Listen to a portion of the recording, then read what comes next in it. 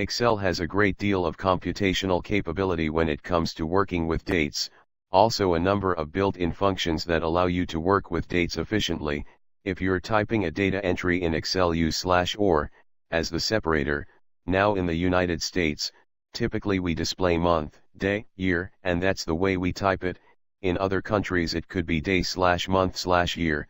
To type an entry like this, and I'll just type another one here, and so B5 a different date, November 11/17/ and if it's 2016 I'll type a 16, enter. I can also type a, same effect, January 3rd, 2016, type it this way, press enter. Anytime you type entries using slashes or dashes, Excel evaluates that entry with the possibility that it could be a date, and if it is, it displays it this way. And by the way, if you try an impossible date, how about 11/31? There are not 31 days in November 15th, enter. Excel displays this on the left side. Now it doesn't scream out at you and say error, but it certainly looks different than other date entries.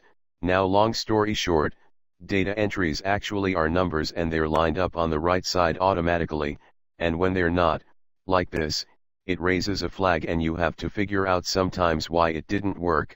Same thing's going to be true of leap year. February 29th, 16 is just fine, but February 29th, 15 isn't, no such day, so we see that that's handy. If you do put in dates using a slash or dash, they always get displayed with slashes, but more important is the idea that you've entered something here that can be used later. There's an Excel function that will tell you which day of the week this is. If you're comparing this with another date, Excel by way of a formula can tell you how much time has elapsed between this, or you could write another formula that adds 100 days to this to find out when the 100-day period after this ends, or subtract 100 days from it. You can subtract dates, you can add numbers to dates, you can subtract numbers from dates. If you're entering times, use a colon. 16:43 might not be the way you display time, so you might type it this way, 4:43 p.m., and you can type p.m., but the letter P is good enough, and unbeknownst to you at this point this is being stored as a value, so even here, comparing this with another time, you can actually subtract the entries, so you can make times be displayed with AM, or PM, or simply a 24-hour style, and there's a lot more detail behind the scenes here too. When you go to formulas here, and mostly for dates but also date and time collectively, various functions here that will allow you to manipulate data, so something to keep an eye on.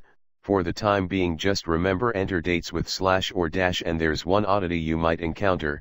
You should be alert to it, be aware of it. I'm putting in a date here and I work for a company that keeps track not only of current employees but also retirees, so one of our retirees, born in 1978, is now quite old, enter. That's the way we would read that. There another employee here, born about a year earlier, in 1929, type it this way, press enter. That doesn't look like 1929, does it? For the time being, and Microsoft will change this in a few years, all years from 30 to 99 are automatically considered last century. Now if you type a 4-digit year, you automatically determine which year it is exactly, so instead of getting 2029 here, we should have typed January 1st, 1929, so all years from 0 to 29 are automatically the century. In the past Microsoft has changed the split point, but just be alert to that. For most users this is not an issue, but occasionally it raises its head, and of course you catch that one almost immediately. Type all dates with slash or dash and then you've got the possibility eventually of using these in a numerical and computational way. Type time entries with a colon and there too are possibilities of using these computationally is open. Thanks for watching, goodbye.